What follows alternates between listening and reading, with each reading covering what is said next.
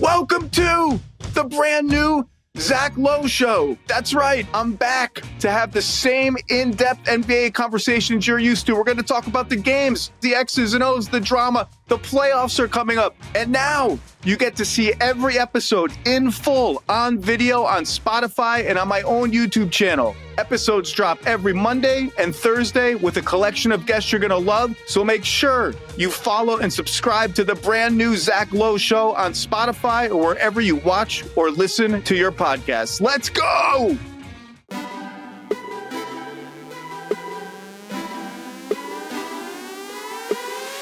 Welcome to the Ringer NFL Draft Show. My name is Danny Heifetz, and I'm joined by Danny Kelly and Craig Horlbeck. And today we are going over the pass catchers in the 2025 NFL Draft, wide receivers and tight ends, the important ones that we think you should know. And we're going to go over comparisons. We're giving comps to them, high-end comps, low-end comps. But really, we're doing this coin flip style where, again, Craig loves this one because the same way we did with the quarterbacks, DK and I are going to argue for and against a lot of these pass catchers, but we don't actually know which side of the argument we're going to be on yet. So we're assigned a side. That's right. In the moment, we're going to flip a coin. Let the world Heads, decide. You have to make the case for this player. Tails, you make the case against. And I, once again, have my quarter. We will be supported by the lady of the quarter herself, Dr. Mary Edwards Walker. Did we make any quarterback jokes last week? I feel like we missed it. No, that's a point of pride, though. Okay. Just a worse pod Glad would have led with a quarterback joke. That was what I was going to say. We're above that. But a better pod would not have done the quarter thing. Low-hanging fruit's not our style. Yeah. Well, I probably would disagree with that. Yeah. Anyway, let's flip a coin to determine what we talk about. Yeah. That's what we were saying. Yeah, so we're going to go through and we're going to go through all these receivers. But first, I do want to hit, and also we're going to need emails later. We have emails on long con jokes, people pulling their friends, which have been very fun, and keep sending those in. Email us in your take purges. We're doing the take purge later this week. Email us. Well, we're going to post it next week, but email your take purges in on anything, draft, your team, last season, next season, whatever. Honestly, whatever you want, take purge it. But I want to get to news to start here that happened over the weekend. I also want to talk Masters with you guys later, but the other less important news of the weekend was that Derek Carr has this shoulder injury and might miss the season, which is just not the kind of news you usually get a couple weeks before the draft. Is they're like, by the way, OTA is coming up, and like I don't know if Derek Carr's going to play. So this is, I mean, the Saints are kind of locked into paying him basically $50 million. Saints have the ninth. Is there a way they can renegotiate his contract again right now? Dude, I don't know, but I got to tell you this. So I have a mock draft. You can always refinance. Yeah, exactly. I have a mock draft that is coming out on NFLDraft.com tomorrow, April 15th. We're recording this Monday. Nice. And this happened while I was trying to give the Saints a player. And I was like, well, that seems like a really big sign to just give them Shedeur Sanders as a quarterback.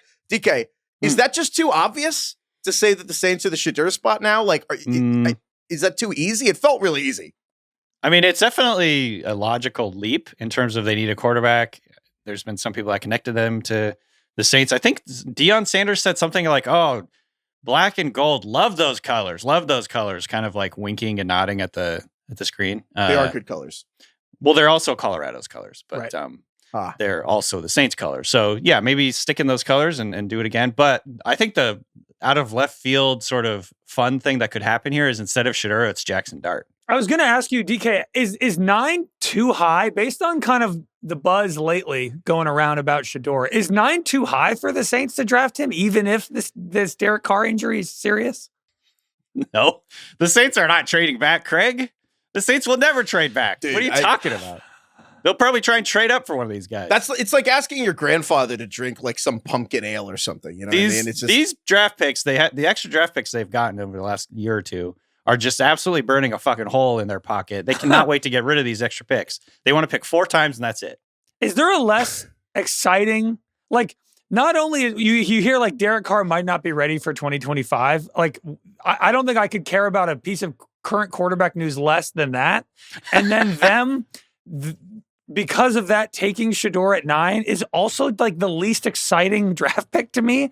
So it's like in both scenarios, the Saints are just as underwhelming as possible as a franchise. Well, that would also be the true full circle of what I've been saying this whole draft cycle, that Deion's going to pull an Archie Manning, and Archie Manning didn't want to let it play for a bad team because Archie Manning sucked his whole career, or he was great for the Saints, who were the worst team in the NFL. So it'd be pretty funny if after all that, I was as wrong as possible and should have just ended up on the Saints, who are like the weirdest, worst team you could be on. But also, the Saints can't enter the season with just Spencer Rattler and Jake Haener at quarterback. They could add someone. Joe Flacco signed with the Browns this week. But the flip side is Kirk Cousins. Kirk. That's true. They could figure that out. But I guess my question, TK, Jackson Dart, is he like at 9 able to play in September of his rookie year? Is Jackson Dart, like, considering Ole Miss and this Lane Kiffin offense, like, which is really like the Bryles offense, that doesn't strike me as a player of like, oh yeah, Jackson Dart, he could play even on a good team.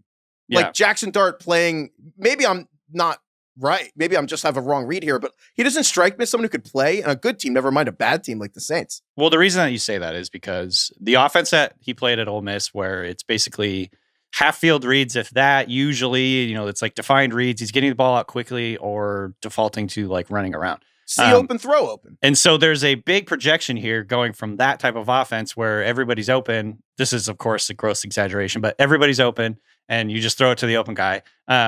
To drop back passing game where he's going through progressions, having to read the defense, having to make plays with pressure in his face, all that stuff.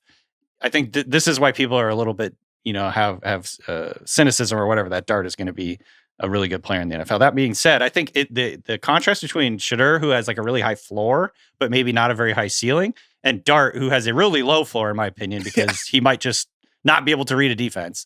And he has a pretty high ceiling because I think, or a higher ceiling because he's a better athlete. He can run around a little bit more. His physical tools are a little bit better. So I don't know. I think both situations it's not a good situation for any quarterback to be dropped into. So I wouldn't feel super confident about anybody going there. I feel there's a lot. This is the offseason of desperation, really. I feel like it's a lot of, but all the chairs have like 3 legs and it might collapse when you sit down. Right. We almost glossed over the fact that the Steelers had Justin Fields in-house, benched him rather than give Justin Fields any run. And then the Jets gave him $20 million a year to be their starter, even though he couldn't beat out Russell Wilson in that job. And that's just, I feel like everything has felt like that. But you're right that this is the epitome of it. It's hard for me I know that Shedeur is falling as a prospect, whatever. It's hard for me to believe that Shedeur, that Dart could go over Shedeur at the 9th pick. If you want to convince me the Saints will trade back up to the end of the first round to get Jackson Dart, I could believe that. But am I crazy for thinking that Shedeur at 9 is probably still a better play-in than Jackson Dart at 30? Oh, I think it is. Yeah, I think it is. Yeah, it's just one of those situations where whatever they do, whether they take Shedeur at 9, they take Dart, they trade up for Dart. Genty. 3 years from now, we are going to look back on this as a disaster, no matter what it feels like. It's not going to work. Are the Saints, if you are a quarterback coming into the league this year, are the Saints the last organization you want to join? Like, you'd rather join the Titans than the Saints right now, correct? Right? Oh, yeah. Trajectory, yeah. Yeah. Saints are dead last, right? I think you'd rather be on the Browns, yeah. I also still think there's something, too, about New Orleans. Just like this is the Zion thing, where Zion gained all the weight because he was in New Orleans, and there's no bad food in New Orleans. You think it's too Zion heavy? Out of Portland, Zion would be like the best player in the league. He'd be eating quinoa and like he'd be incredible diet. It's too much jambalaya down there. Well, that's what the Luka bet is, right? Luka's been going to Erewhon for the last month. How does he look? Have we weighed him? It's true. No, How does really, he look? Yeah, he can't. There's no sweet tea in Los Angeles. He looks thick. He still looks thick, but I think he's gold bellying all of his favorite Dallas foods. Just sending Terry Blacks to Gold Belly's like a service that you can deliver food from all over the country from famous restaurants. Oh, right. Didn't you use that for when you did the thing with House? Yeah. Oh my God. When you're that rich, like he is getting Tex-Mex delivered to his house daily. Unbelievable. Okay, so we'll see how that affects it. We'll talk more. Again, the drafts. Drafts next week, boys. Yeah. So, dude, what the hell? Coming down to the wire here. So let's get into the receivers. Craig, you lay this out for us. Sure. We're going to go through a bunch of wide receivers, pass catchers, and tight ends. I'm going to flip a coin. You guys have crafted arguments both for and against all of these players. You're only going to get to give one side of it based on this coin flip. It's whatever Mary Edwards Walker decides. Doctor. Whom we fully support other than her prohibitionist views. So we're going to start out here with the most famous player in this class, really, in the draft, I would say. Mm-hmm. Travis Hunter out of Colorado, the hybrid. 6 foot, 188 pounds, turns 22 years old in May. He was the #1 recruit nationally out of high school. He's been in college for 3 years. 1 year at Jackson State. He moved to Colorado with Shedeur and Dion. He won the Heisman Trophy last year. Not sure if you knew that. He's the only player in college football history to win both the Bednarik and the Biletnikoff Awards. So best receiver, best defender. Yeah. Don't know how. Is it Bednarik? Bednarik? I think it's Bednarik. At least I just ignore I just say Bednarik, and I know Bednarik. It's not Bednarik. Anyway, yeah, I'm not the pronunciation guy. Okay, we're gonna start out here with Travis Hunter. I'm about to flip this coin. We're gonna start with Mr. Daniel Kelly. All right. Do you? I've never wanted the. I want Heifetz. I might just rig this so Heifetz has tails because I know he loves Travis. No, Hunter. I've never wanted to talk up a player more than this Travis Hunter. DK, do you want heads or tails? Remember, heads I want for heads. the guy, tails against. Yeah, I want heads. All right, someone's getting tails. It is. So this is for DK. Hmm. Hell yeah, it's heads, baby. No, This stop! is good. This is good. All right. This So will be DK, easy. you tell me, why should I take Travis Hunter? Should I take him number 1 overall? Tell me why I should consider doing that. I mean, I think you should consider it. Sure. Why? He is the true definition of a generational player. You don't see a two-way player in the form of Travis Hunter in very often, maybe once every 20, 25 years. And so first of all, he was, like you said, the former top recruit in the country, and he is a rare athlete. That's the type of player who can go in, and he's basically one of the best corners in this draft, maybe the best corner in the draft, maybe the best receiver in this draft. He's the best player at 2 different positions. He played 2 different positions, all right? We don't see that very often, and he could do that in the NFL. Justin Jefferson is both a stylistic comp that I came up with early on watching him, and then I've heard in the analytical point of view, he also compares very favorably to Justin Jefferson. Justin Jefferson is his analytical and stylistic comp. I don't know if I really need to go further than that. Basically, are you making that comp based on pro Justin Jefferson or college Justin Jefferson? Would you have made that comparison with college? I think of just LSU Justin Jefferson, who was like the 20th pick in the draft. Well, specifically, I'm referring to Joy McFarland from My Fantasy Life, who one of his analytical comps in the supermodel that he does is Justin Jefferson. And I'm like, okay, enough said for me. Like, I'm sold. I believe that's comparing him to Justin Jefferson in college. But we saw what Justin Jefferson became in the NFL. I always compared Travis Hunter just the way he moves, his body control, his ability to go up in the air, twist, contort, ball skills, the swagger that he plays with, the intelligence that he plays with. Mm-hmm. Of course, he's just one of the most freakish athletes we've seen. His conditioning is elite. I'm only hearing you talk about him as a pass catcher, though. If I'm taking him first overall, should I play him 100 snaps a game? I've actually been receiver pilled. Maybe it's because I'm a fantasy guy. Actually, probably because I'm a fantasy guy. Right. But I started out this whole process, and you can go back and listen to some of the pods earlier on. I was like, basically, I don't think he should be a receiver and then moonlight at corner, because I don't know how that works really. But now I'm just like, whatever, play him at receiver and then put him in certain situations at corner, and you get the best of both worlds. I think he's going to want to be a receiver because receivers make more money and it's more fun. It's sexier, all that stuff. So I've become sort of receiver pilled. I think he should be a receiver. All right, Heifetz, why should I not be that into this Travis Hunter guy?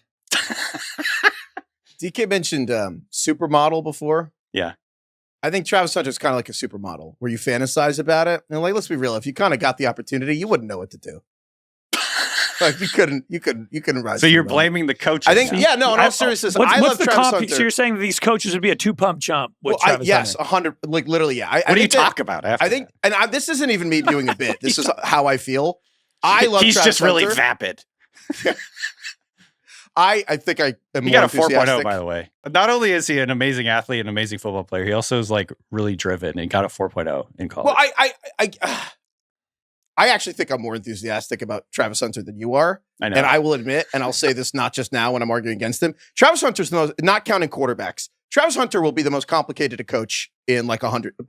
Travis Hunter will be the most complicated player to coach in like 100 years. Like, I'm not even being hyperbolic. Like, Travis because Hunter, what meeting room does he go to? Yeah, well, it's like he's got to play both sides of the ball, and you got to take him so high that if you fuck it up, it's a huge problem. He's not some 5th-round experiment where you're going to just play him at fullback and defensive end, and like no one's going to notice if he just stops playing well. Like, no, if this doesn't work, you're the one who screwed him up. Like, you know what I mean? Like, it's not going to be on him in the first few years. Also, you have to let him play both ways because he's not going to just be like, "I'll be a receiver." Sure, coach. Like, no. Travis Hunter, if you heard him talk at the combine, we were there. He wants to play both. He's going to play both. And in his mind, he's going to do it. So if you don't figure it out, it's going to be hard. So to your point, and my pushback on DK, it's easy to say he'll play receiver. The reason I love everyone's saying been it. saying It's so is- easy. What? It's incredibly easy to say. I love saying it. All right, settle Yeah, no, down. you say it. I dare you to say it. I'm just saying the reason people are saying cornerback as his to start is because you can't really just like walk onto the defense and play cornerback. Right. Like there's too much going on. The reality, because again, offense acts, defense reacts. You have so little time to react that there's no like coach, like quite literally, you can practice with the defense and then you go on offense and they tell you what to do and they send you off from the sideline and that's what you're going to do. On defense, they just, you know what I mean? Like someone goes in motion, they change and they got to be able to yell out like a word and the coverage is different now. Travis Hunter can't just like, he has to be in the meetings every single day to do that. So he has to be a cornerback. Then your best receiver's on the sideline. That's not going to work. So you have to come up with this whole new thing to be like, okay, how are we going to get him involved on offense when he's not really in an NFL offensive meeting environment? I think he can handle it, but like the idea that just anyone can do this, like you need an organization, like bad teams are not organized and you need an organization to do this. I was just thinking this whole time, you sound like someone who's like, who's going to be able to use the goblet or whatever from the Infinity Stone Yeah, goblet someone can thing? pick up the hammer. You have to be powerful enough to like be able to hold that thing. Yeah, exactly. Yeah, it's like Mjolnir. Yeah, it's the like team that takes him has to be able to like withstand the fucking whatever nuclear power. My fear is the Cleveland Browns cannot pick up that hammer. Yeah, exactly. Right. Yeah, what I'm hearing is, okay, first of all, that's valid. I think I'm hearing basically the team that takes him has to have a very good plan to utilize him to his potential. So I think that's fair. I have nothing bad to say about Travis Hunter. I do not contest DK's comp. Pick your LSU receiver. Matt Harmon's called him Odell Beckham. I know a lot the of people said Beckham Justin one, Jefferson. like, man. I don't contest that one bit. I am just saying this will be very complicated, and it's not going to be, you're a great cornerback. Let's put you in for 5 plays a game. It's not going to be that simple. We'll put you in. He's going to want to do more and more and more, and you got to figure it out. That's So the simply issue. put, DK, is he a better wide receiver or a better cornerback? Receiver. Who is his comp for you as a corner? I know this is the receiver episode, but who's his cornerback comp? I did actually come up with a corner comp because I just said he's Just Justin Jefferson playing corner. Wait, what did I think say? the comp is Deion Deion Sanders. Sanders. The comp is Deion So Sanders. it's Deion Sanders and Justin Jefferson on either side of the ball. If I got the other end, I literally wrote, what if Justin Jefferson was also Patrick Surtain? Like that's literally, you know what I mean? Like that's literally, I know Patrick Surtain's bigger or whatever, but the point is Patrick Surtain's already talking about playing receiver this season because of what this guy's doing. Is he? I agree Patrick with you. Surtain got That's asked sick. about receiver and he was like, that's a good idea. I should play receiver. I agree with you, Heifetz, that the organization, it's really incumbent upon them to figure this out. But he can't play one side. You have to play him both sides. And you have that's to the play thing. him on defense and on offense. And honestly, you probably should play him close to full time as a defender and like half the snaps or more on offense. And again, I literally do not contest. I'll go further than DK. He's not a once in a generation player. Travis Hunter is a once in a century player. Once He's in a literally lifetime. like, we have not seen someone like this since Jim Thorpe in like 1926. That is literally like, it's a once in a century athlete. But also, we don't have a lot of once in a century coaches coaching at the top of the draft. And so, it's a supermodel. You know what? So Heifetz, you didn't really make the case against him. I'm gonna need you to do that. The case, well, It's complicated to coach him. The case against him is it hasn't been, what he's trying to do is it's never been done in 100 years. And the case against him is, I think that I have no doubt that Travis Hunter, if he committed full time to receiver or cornerback, would be like, at the very least, really good. The case against Travis Hunter is he's not going to bend. Like Travis Hunter's going to play both for better or for worse. And I think part of him, like, cause he's like Deion's almost like adopted son. Like Deion, he loves Deion. They have a huge relationship. Travis Hunter will force his way to another team before he picks, in my opinion. I think Travis Hunter will not bend on wanting to play both sides. So the case against him is if he can't do it, he's not going to accept that. He's going to do it. And so I think that there is a chance that he just never adapts to the NFL level. Also, gets the shit kicked out of him. He's 185 that's what pounds. I was going to say. The case against him is Gets that hurt. he's going to have more wear and tear than any player that's played those positions ever, because he's going to be playing so many snaps, playing on both sides of football, more games than he's used to, more games in the NFL. It's just a totally different beast the NFL is. Yes. And again, he's 6 foot, 188 pounds. And he has a thin frame. He's not like a big guy. Right. I was trying to think about it. If he goes in the top 3, second or third, he might be the smallest player to ever get drafted in the top 3. He'd be the highest drafted in terms cornerback. of weight. Right. I think he'd be the highest drafted cornerback ever and the highest drafted receiver in 30 years. And he's 100. But just in terms of weight, like how many guys in the top 3 have ever been under 190 pounds? We pretended Bryce Young wasn't. Oh, yeah, right. Bryce Young. Bryce, even Kyler. He's under 190? No, he's probably 195. He's like 200, I thought. Well, he lied about being 201. But Bryce Young's probably 195. But you're right. He's probably the lightest player. Bryce Young is he is the extreme outlier, though. Probably since before GMOs in the 50s. Like, it's probably, you got to go to someone who was just eating, when people were smaller, What do you think about his floor? We'll move on in a second. But do you think, DK, where do you think his floor is higher? On offense or on defense, Travis Hunter? If he were to bust at one of the two positions, which I would is say, again, I think receiver. Which position will he bust? I think he's going to bust playing receiver. No, I think he's more likely. I think it's harder to predict what he would do at corner. I think he has a higher floor at receiver. All right, we'll move on. Next up, Tet McMillan out of Arizona. 6'4", 219 pounds. Just turned 22 years old. Yeah. 3-year starter at Arizona. He was third in FBS last year with 1,300 yards. He had 304 yards in a single game against New Mexico. Former volleyball player. Apparently very good. There's a profile on him in ESPN. His high school coach said he could have had a shot at the U.S. men's national volleyball team had he continued to play, which is pretty cool. So we'll start. Heifetz, you can call this coin. What do you want? I wish I could go back and have Travis Hunter 4 case. Sorry. No, it's all right. I mean, I'd rather say Tet McMillan's good. Oh, a little slip up there. Whoops. Ooh. So what do you want? You want the heads? All right. Yeah, heads. It is heads. So Heifetz, why should I stop overthinking with Tet and just draft him?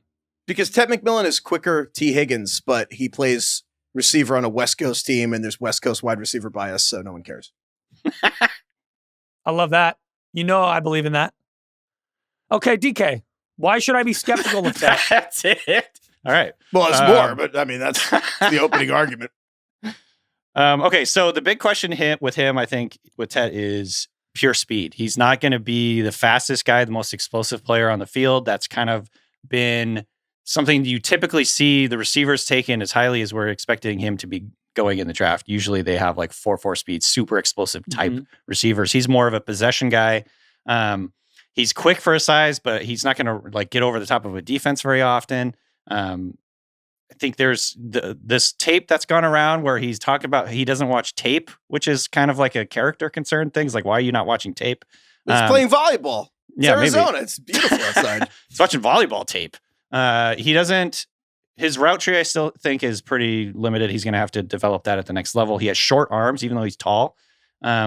And yeah, basically the big question with Tet McMillan is he a number 1? I know that's kind of a vague question, but he might just be capped out at a number 2 at the next level. Is that worth a top 10 pick? It's funny because Heifetz is calling him T. Higgins, who is a number 2 complimentary, and you're saying, is he a number 2 derogatory? Right. I think there's a chance he's better than T. Higgins because it's a lot of the same questions of T. Higgins and Tet coming out. I mean, it's not exactly the same player, but I do think they're getting comp for similar reasons because I think that there's a chance that he's quicker. Like the other, there's been comparisons to like Michael Pittman, Drake London guys who are like, oh, they're big, but like they're actually underneath receivers, possession kinds, like closer to like a Keenan Allen than maybe you would think with the size. Yeah. I think there's a chance that Tet McMillan ends up being kind of both. Like the same thing with T. Higgins. He doesn't necessarily take the top off, but when T. Higgins goes downfield, like the catch radius is like absurd, but there's a chance he also has the underneath ability too. So I'm a huge fan of Tet. Also think about how good he was in Arizona. Think about when he actually watches film.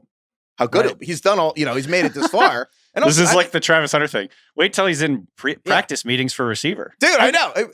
And also the other funny thing about Tet, I don't know if we talked about this, but his quarterback is just his boy. Yeah. Like he's met this like his best friend, yeah. Yeah, Noah Fafita. Since like middle school. 8th grade, played volleyball together, and there was his quarterback. And then he went to Arizona, and Tet's like, I'll go to Arizona. And he's the best receiver in the history of the school. But like, I think Noah kind of tapped out, like, a little earlier on his potential in the journey than Tet did. So it was kind of like a bad offense at points because it was his friend. Yeah. And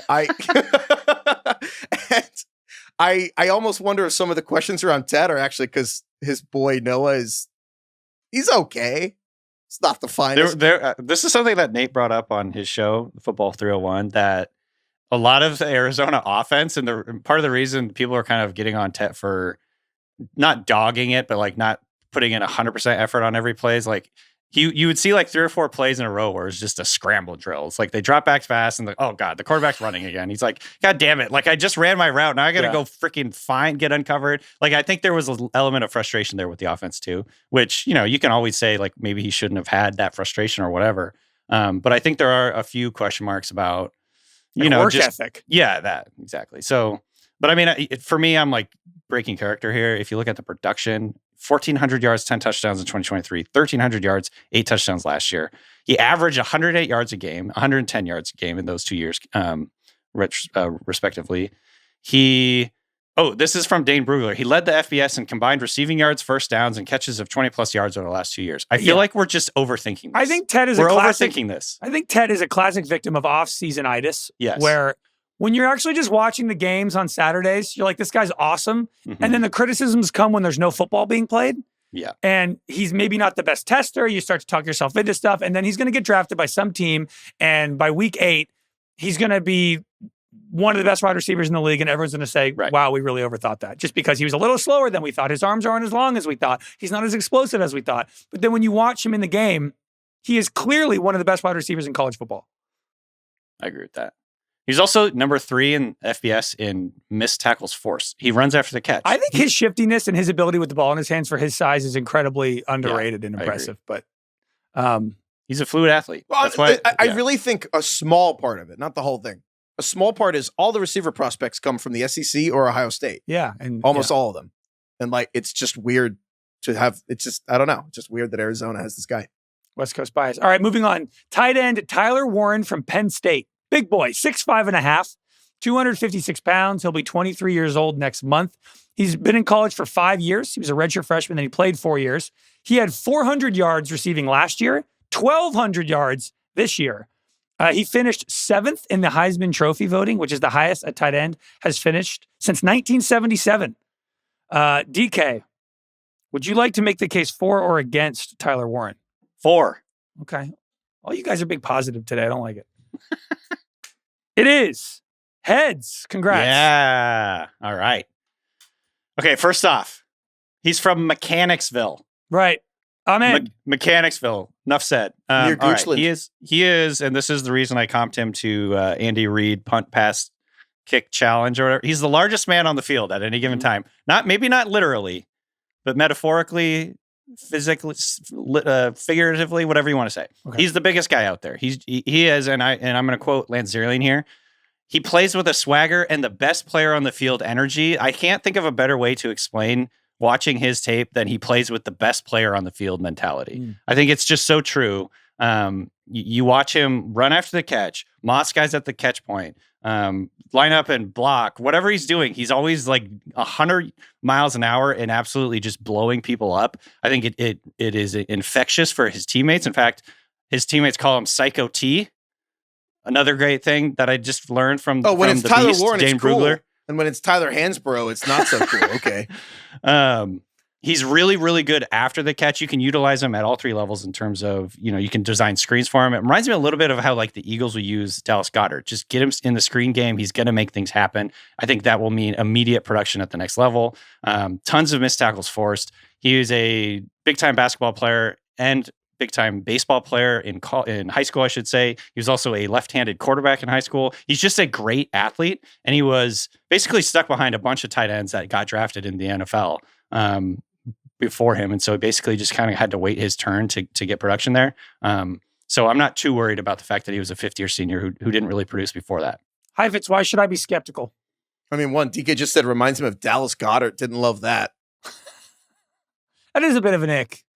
Okay. Well, my upside comp for him is Trey McBride. How's that do it for you? Okay. It's better.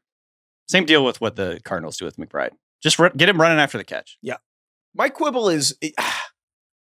Once Nate Tice pointed this out, I can't unsee it, which is that Tyler Warren actually like seems like he should be a good blocker because he has long hair, but he's actually not a great blocker, or at least honestly probably not as good as Colston Loveland, because he is blocking a lot of like linebackers and defensive backs, but they don't actually have Tyler Warren all the time like actually blocking defensive ends. And I actually think at this point the biggest question with Tyler Warren's game is the inline blocking. Like, can he actually line up and block the way you think of George Kittle, which is just on the line and being a tight end that way? And so my question is basically, if that's your biggest question about a tight end, can he line up as a tight end?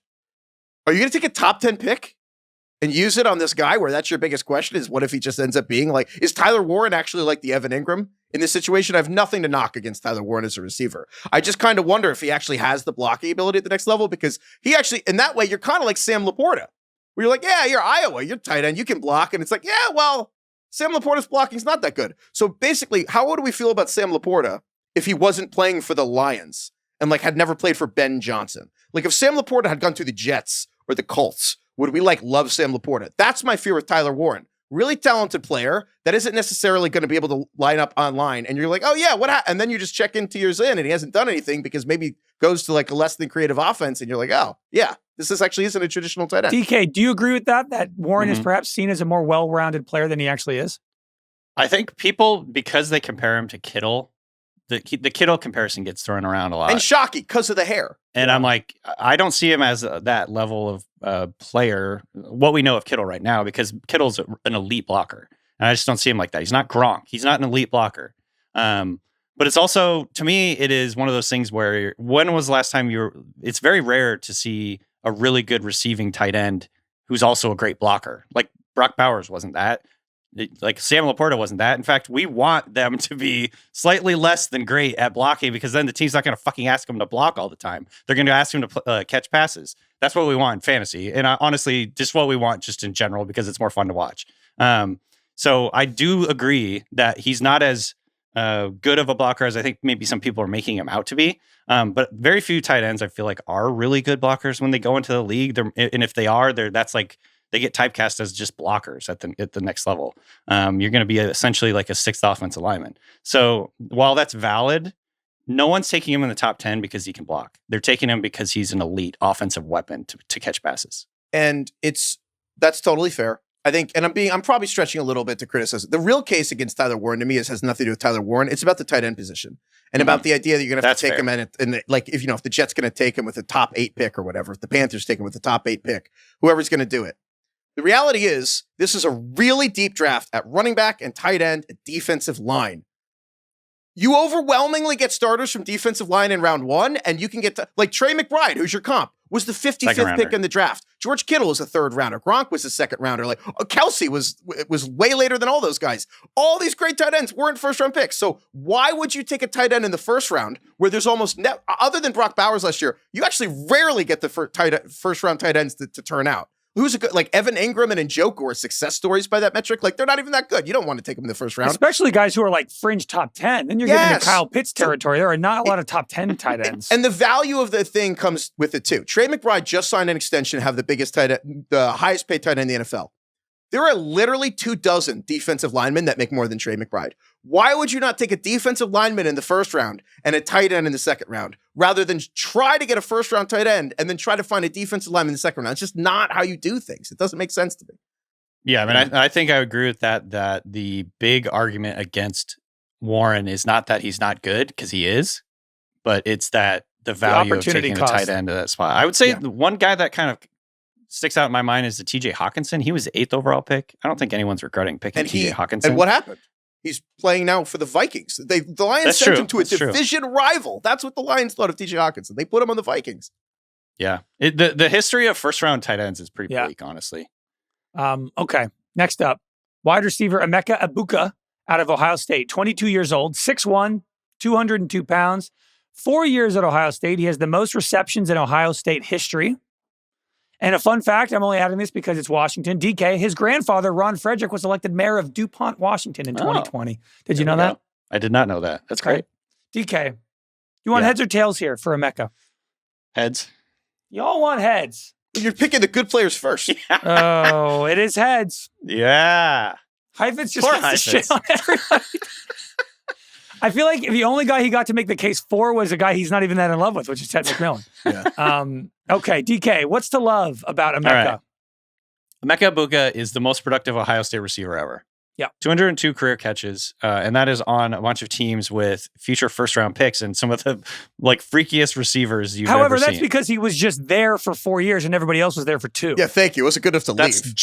That's the only reason. It's not because he's good. Right. Well, right. It's not because he was lining up and catching passes. Staying is the main reason. Right. He is the guy who's been in college for 6 years does have the most credits. Didn't Olave play? He played till he was a senior. He's not the only guy that's played 4 years there. Let's give him a little credit. He's out there playing and making plays. Let me fact check that. Anyway, Egbuka is as rock solid as they come. He's a really good route runner. He has great hands. That's correct. He's productive after the catch. He is really strong at the catch point. Basically, just tough, strong, physical inside receiver who runs after the catch, and he's a great blocker. You can run him out there and play him every snap. So I just think he is, admittedly, maybe not the highest ceiling guy, but he has one of the highest floors of any receiver in this class. Can kind of do it all. Fan bases are going to love him. He's willing to get down and dirty. Yeah. Okay. Heifetz. Why shouldn't I be into him? Ian Hartitz at Fantasy Life, in the middle of the NFL season, he's an Ohio State fan. In the middle of the season, just was like, Emeka Egbuka is Gen Z Robert Woods. Okay. And complimentary? Well, that's up to you. Basically, I have nothing negative to say about Emeka Egbuka. Like everyone else, he's an awesome player. So essentially, he's fine, is what he's you're saying. Right. We always talk about that's prototypical number one receiver, prototypical X receiver. I think Egbuka is the prototypical number 2 receiver in the NFL. Jack of all trades. He can do everything. He can line up everywhere. He is also, there's a selflessness that is actually applicable to the team. Even in high school, he was a 5-star that his parents wanted him to go to a bigger high school. And he was like, no, I want to stay with my teammates. And I think that you see that, he's cerebral. He's he's able to do everything. I just think that it's cooler when you're he's like Chris Godwin, and that sounds awesome. And you're he's like Robert Woods. And you're like, oh, we're going to take him in the first round. Most people would probably quibble with my Chris Godwin comp. I kind of just like the Chris Godwin thing because I don't know what one thing Godwin does so great, but he's just good at everything. And he's really good out of the slot. I'd say the cons with Emeka Egbuka is he's primarily a slot guy. Can he play on the outside? Probably not. That's probably not going to be what he's best at the next level. He didn't. So he's not going to be out there in 2 wide receiver sets. You don't think? Well, that's just depends on the system. If he's theoretically you can play in 2 receiver sets and not be asked to be like the X. You can kind of be moving the guy around. Okay. I think he could play Z, but he's not a prototypical X receiver. So. He doesn't break a ton of tackles. He had a low average depth of target in college. So I think the bottom line is he kind of caps out as a number 2. And how high do you take that guy? Yeah. Feels like a second rounder, not a first rounder. Yeah.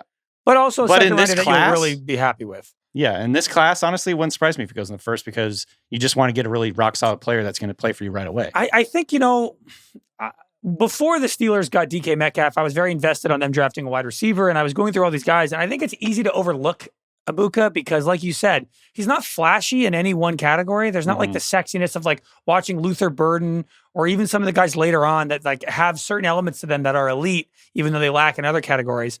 But it does feel like a guy like Egbuka is going to get overlooked, and he's not sexy when you watch the tape. And then in 3 years, he's going to be like a really beloved Tyler Lockett. Catch 100 passes. Yeah, it's he's going to have a 12-year career on a really good team, contributing and making big third down plays. Among non-elite prospects, I think if you taking health out of it, I think Egbuka probably has the highest floor of any prospect we've talked about in years. You know what I mean?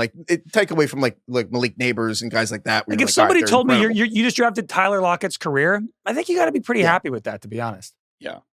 Austin throws in the chat his comp is Tyler Boyd. That was my low end comp. Don't for like him. that. Basically, it's that's my downside comp for him. Yeah. You're getting a really good number 3, and again, that it's just kind of a perspective thing. Obviously, Tyler Boyd had a long, productive career, but isn't considered a number 1 or maybe even not a number 2. But to me, that's the absolute floor. You're going to get a good player. Okay, next up. Tight end, Colston Loveland out of Michigan, 6'6", 248 pounds. He's 21 years old. He set the record for most single-season receptions at Michigan in school history. Heifetz, you want to make the case for or against Colston? Where are you leaning? Probably 4. Okay. Oh, you guys are soft. Okay. It is. I hope it's tails. It's heads. Wow. The heads is on a crazy run right now. All right. So as I said 4, I realized I wanted against. Well, I would start with the case for Colston Loveland out of Michigan. And so, you know how DK keeps saying Tyler Warren's like this Andy Reid pound pass kick, like this giant among men? Colston Loveland's taller than Tyler Warren. It's going to start right there. Mhm. Is he? half an inch taller. He's tall. Just start right there. So he's actually larger. I think he's a better blocker. And there's a Nico Collins element. Not that Colston Loveland's like literally like Nico Collins, but Nico Collins played at Michigan, and it's kind of like, how do you judge these like amazing athletes in this like low volume Harbaugh running offense? And I think there's something about They're actually Loveland. the same height, for the record. They're NFL.com has it as 6'5.5" or 6'6". Combine measurements according with the 1/8, like the eighths of an inch measurement, it's 605.6, 605.4. So they're like essentially the exact same height. So not the But same height. Just But Loveland's to taller. quibble with your first point here, they're actually the exact same height. They're not the exact same height. Well, they're not Why are the you exact using the same word height. exact? Well, Those are different numbers. rounding up. Okay, So if you well, round up, Tyler Warren's the same height. They're 2/8 of an inch difference. How's that? A quarter inch. I'm confused by this argument, but okay. A quarter inch. Look at what's a quarter inch? That's like a Some people sliver. say it's a huge deal. It's kind Just of- saying. Some people say Heifetz's quarter. first point was that he's actually taller. Was a quarter He inch. is What are we taller. doing here? What are we doing here? And he's 12 pounds lighter, or 8 pounds lighter. Come on, Yeah. he's not bigger. Just saying. Body mass index. Colston Loveland in high school. Sorry, I shouldn't be interrupting. Colston No, it's a Loveland true in high debate school, if you guys are cutting each other off every 5 seconds. He would get up at 6 a.m. to brand cows, come home, take a nap, and then go play football. Ugh, God damn it. I'm so in. Take that guy. You want tight You end who got me. branded cows, or you want the one who didn't brand cows? How do we know that Tyler Warren didn't brand any cows? That's what It I'm hasn't saying. come up. Mechanicsville, it's probably more of a car situation. Yeah, he's fucking fixing a car before Replacing breakfast. engines. Yeah. This is like Phoebe and Friends when she has to pick between the really hot firefighter and the really hot like school teacher, Oh, and you're gonna end up with neither of them. You know, it's like one's just like fixing Wasn't cars. Paul one's Rudd one branding of cows. those? Yeah, Paul Rudd. Yeah, Was Paul Rudd the teacher in that love triangle? would no, have Or to I think think that was so. a different He's- no, storyline. he's banana hammock guy. He's who she ends up with. Spoiler. Oh, No, okay. it was different because she didn't get either of them. All right. So did Heifetz, sorry, I was interrupting too often. Did Heifetz finish? Heifetz, are you done? I or just do you think have more? Colston. I think there's basically a chance that Colston Loveland is actually like the traditional tight end, and I don't think there's great comps floating out there for Colston Loveland. But I do you remember? It's funny. My negative one for Colston Loveland was like Hunter Henry, and my positive one was actually what Hunter Henry was supposed to be. Which Mhm. you know what I mean when he was like I feel like 7 years ago when Like when Hunter Henry has a great game. That's what yes, Colston when Loveland Hunter is. Henry is a great game and it's like 80 yards and 3 touchdowns, and you're like, oh my God, is he the best tight end in the NFL? Like that, like what if every game was like that? I kind of think that's what Colston Loveland could be like. DK in general, how good Mhm. is this tight end class compared to past years? I think the first two guys are really good. So Tyler Warren and Colston Loveland. And honestly, you can flip a coin in terms of which guy's going to be better at the next level, in terms of more productive or more just useful at the next level. I still think Tyler Warren just a little bit, but I know there's a lot of really smart people out there that really like Colston Loveland, and I'm not, poo-pooing that at all. I think he's a really exciting player. So I think those guys carry a lot of the weight of like when people consider this a really good tight end class. I'd say the rest of the guys I'm not like super excited about. I think Harold Fannin's super interesting, and we'll talk about him later. But generally speaking, I would say it's probably been a little bit overstated that this is like a great tight end class. I just think the top two guys are really good. And we're going to get potentially 2 top 15 tight ends. So Yeah, you don't like really when see you that a think of lot. like, Sam Laporta, Michael Mayer, Dalton Kincaid, Brock Bowers, where do these guys kind of fall in that hierarchy? Are they below Brock Bowers but ahead of everybody else? Definitely below Brock Bowers. Who are the other ones you said? Sam Laporta, Michael Mayer. Yeah, I'd say Dalton they're Kincaid. Yes, I would say they're ahead of those guys. Oh. Although I will say I really liked Kincaid coming out, so that's not aged well. And I think that's kind of just a great example of how the tight end position can be pretty hard to evaluate, because they're just asked to do so much at the next level. It's a really tough position to play. You basically have to be an offensive lineman and a receiver at one time.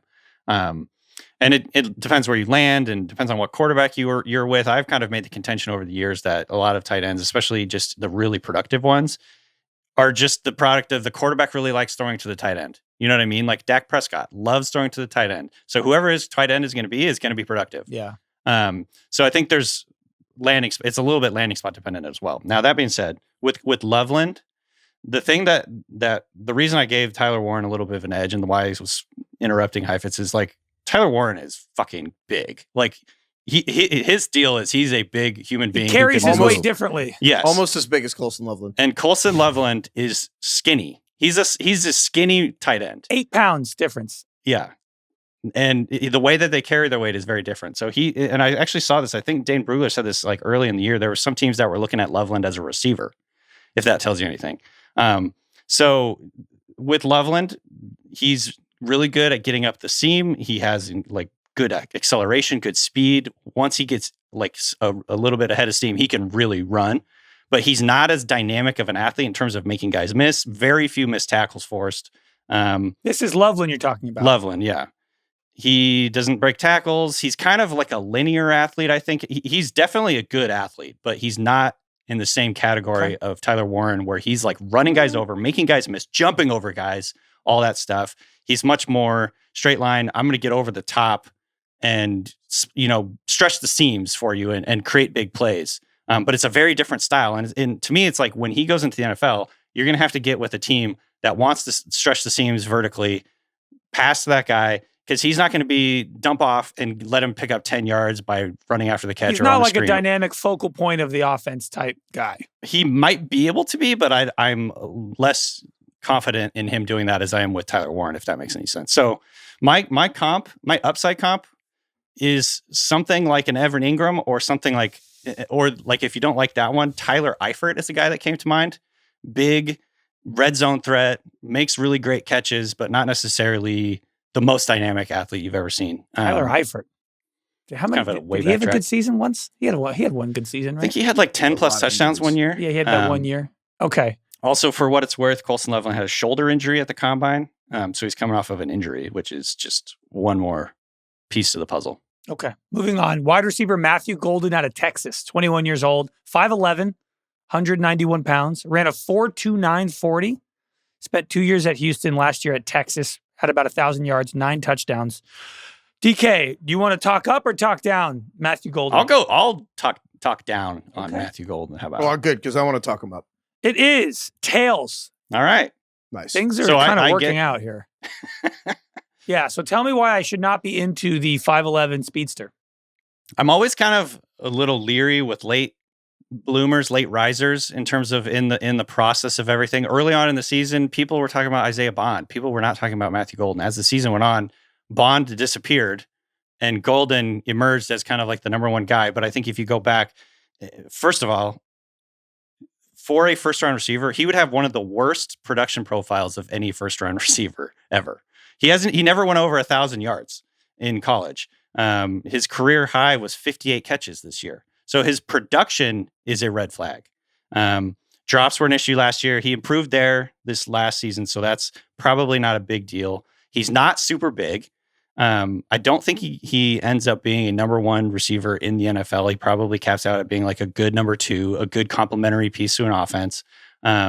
And also, this is my favorite thing now. The conspiracy theory is the 4.29 that he ran in the combine is bullshit. Have you guys seen this online? No, There's why is it people bullshit? that are looking at the video of him running his 40 and like the timer starts slightly late.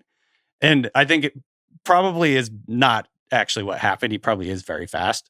In fact, that's his probably miles just per the hour is timer. That's just the TV people. That's not the same. No, it's the actual timers for the combine actually Like the do have sensor to hit. started They late? do have to hit the button. But this happened a couple years ago, and it wasn't like when we saw Chris Olave run like a 4.26 or something. Right. And it turned out the person whose job was to hit the button on the broadcast, it was their first time. But that wasn't the real time. Like Chris Olave's real time isn't being live broadcast necessarily. You know what I mean? Right, but I think what people are saying is that the time is BS. Whatever. I think it's just a fun conspiracy theory. Is it not an automatic sensor, or is every single measurement of the 40 done by hand, or is no? I think it's laser timed for when you cross the line, but the start, there's a little bit of subjectivity to when you start your run. You know what I mean? Is it when your arm starts moving ever so slightly? Is it when you're like over the line? I think there's a little bit of subjectivity there. So, anyways, we're getting over. Like, I just wanted to bring that up as kind of a joke. The dumbest thing in the world. I think if you want to say the 4.29 is bullshit, it's because it's because Matthew Golden's mom was a track star, and he's in the 98th percentile for his 10-yard split, and it's probably because he has really good form on the beginning of the start. Sure. Regardless, he ran a 4.29, which means he's one of the fastest people on the planet alive.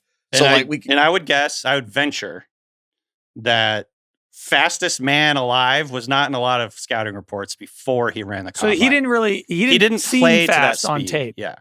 Okay, that's fair, but also there are people that are going to run like 4.4 that we call fast. I think the larger point, though, that the bigger point to me with Matthew Golden is all the people in the conversation around 4.3 running of that kind of speed are, it's kind of like wow, what a fast guy. Can't wait till we teach him to play football. It's usually people who can't catch and have no sense of getting open, no sense of coverage, no sense of anything. Matthew Golden has all the receiver stuff. That to me is the point, though, with Matthew Golden, is he knows how to do all this stuff. He actually can track a football. He can get open. He's an actual route runner. He has feel for coverage. It's not just like sprint or not. Like he has feel for like tempo and all this stuff. Yeah. And again, like understands football. And also once he has the ball, he becomes a runner. So he actually, and all those things, and also clutch. My quibble with the production thing is he transferred to Texas. It's supposed to be an Isaiah Bond season.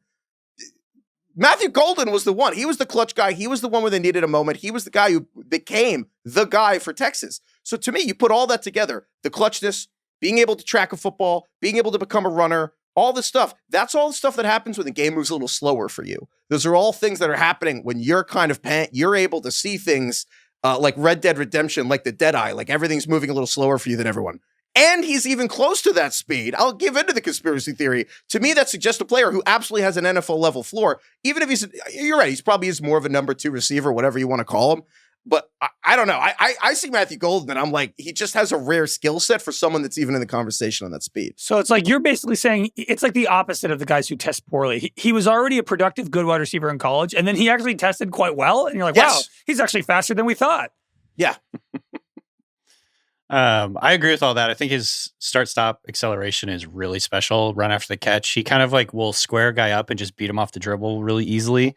I like that. I almost saw a little bit of Golden Tatey when he's running after the catch. Just really creative after the catch. He was excellent going up and winning contested catch situations. He had one really incredible catch where he caught it off of his shoulder pad.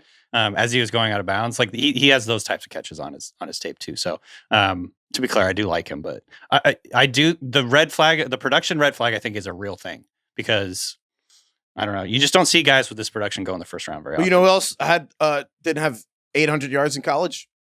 Who's that? Ladd McConkey. And I think Ladd McConkey and Matthew Golden, I think there's some similarities to me. He was a second rounder, but still that's a valid point. Went 35th. Golden had 1,000 yards and 9 touchdowns. Is that not production to you? Did he have 1,000? I might have looked. He had 987. Yeah. So he didn't quite. It's like a quarter of an inch. If you round up, okay. It's quarter of an inch. If you round, good to know. All Basically, right. exactly the arbitrary 1,000 yard rule. Okay, let's pivot to Luther Burden III out of Missouri, wide receiver, 6 feet tall, 206 pounds. Played 3 years at Missouri. So 2 years ago, his sophomore year, he had 1,200 yards and 9 touchdowns. Last year, he had half that, 600 yards. So DK, there are reasons for that I imagine both of you will get into. But DK, tell me, do you want to make the case for or against Luther Burden? Well, you keep saying we're afraid to compete, so I'll go against. Good. It is tails. Wow, this is really working out. I know. You're planning this. I'm calling it like I see it. You guys need to go to Vegas. All right. All right, DK, shit on Luther Burden for me. All right. So first off, the production drop is a big concern. I think there are some reasons for that, but in terms of like the quarterback and the offense, but when you watch, the effort wasn't always great. The attitude, I think there's a bunch of reports he hasn't practiced very hard. So some of the character stuff I think is getting much more reported of late and is worrisome. Especially coming off of our obsession and our love for Kadarius Toney, who we no longer have that love for. So the other thing is he's mainly a slot guy, schemed up a ton of touches in college. Can he separate consistently? Can he play outside? I didn't think he was very strong at the catch point. He is a big, strong athlete with a lot of run after catch ability, but I didn't think he was particularly strong at the catch point when he was in traffic, guys around him, things like that. When you marry that with the effort, I think issues that are showing up on tape and be coming out sort of like in reporting. I've just got alarm bells kind of going off. So he's kind of like a looks good in warm-ups type of guy. I think the upside, he looks good on the field. The upside is insane. And my upside comp for him is Percy Harvin. And my downside comp is, like I said, Kadarius Toney, where he just is kind of a shithead and like has talent. It never manifests, never works out. Yeah. Okay. Heifetz, Luther Burden, sell me this pen. I'll sell you this pen. DK's upside comp for Luther Burden is Percy Harvin. DK, who's the greatest pure athlete you've seen from 2010, like 2005, 2020? I mean, maybe Percy Harvin. Yeah. Yeah. Okay. Cool. I've listened like how many I times love Percy Harvin for the record. Percy's the best. Yeah. But I think the fact that DK is not great. Percy Harvin's high school YouTube highlight reel is actually in the S tier of like maybe the single best high school player there was in the 21st century. He was like special. That. So when DK drops Percy Harvin, like that's what he's talking about of like Luther Burden being this special player. And so I totally agree. And like, it's funny. It's like a Rorschach test. I think the attitude stuff, it's one of those when you're playing poorly, it's like you're a diva. And when you're playing really well, it's like, that's just the price of being great. Right. And so I think it's just one of those that we're going to retcon whatever it means. If he's good, no one's going to give a fuck. And so that's the thing. All these, because like, exactly. Yeah. The flip side is I remember Brian Dable last year told the story about Malik Neighbors. And he was like, if we're like winning at halftime and you have no targets, are you going to be happy? And Malik Neighbors was like, no, I'm going to be pissed. Dable's like, good. I want you to want the ball. And it's like one of those. I remember where, that. Was it a combine interview? Yeah. And it's like the Missouri offense was so bad last year that, to be honest, I don't want to say throughout the season, but it's like all these stories that are coming out of like Luther Burden was unhappy, blah, blah, blah. And it's like, there's all these characters. I mean, there's some reports that go from like, I believe that to like concerning to like kind of character assassination either. I'm not going to mention the character assassination. Yeah. Yeah, and then there are a couple stories that could told that I put a little more weight to of like, was he kind of like lollygagging against some routes at the combine, which that's a little weird. But overall, like the combine, that's not great. Well, we'll see. I don't know. What are you doing? But the Missouri offense was so bad that it's like, I don't know how you couldn't get frustrated. And so it's funny, JJ Zacharyson, who does like late round draft guide, it's just the name. It's great. I was looking at it earlier today. It's and really good product. And the model, his like statistical model loves Luther Burden. And it's funny because the model's doing what people should do, which is the model just throws out last season.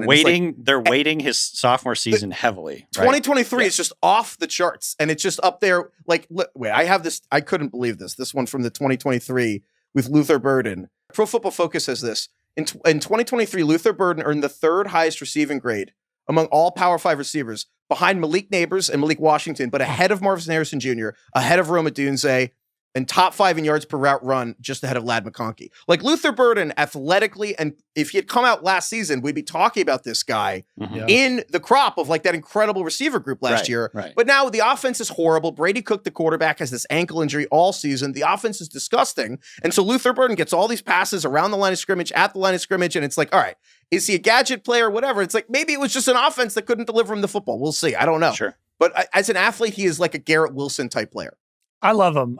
He's one of those people where when you just like watch him, he completely jumps off the screen and seems like a singular talent. He kind of reminds me of Antonio Brown, and him being a little bit of perhaps character concerns. Like he feels like such a Steeler. So I would love if that happened. I saw some quote from an NFL scout who said, I think he got bored with the offense last year. His playing style is like Jerry Jeudy, but with Amon-Ra St. Brown's hands and toughness.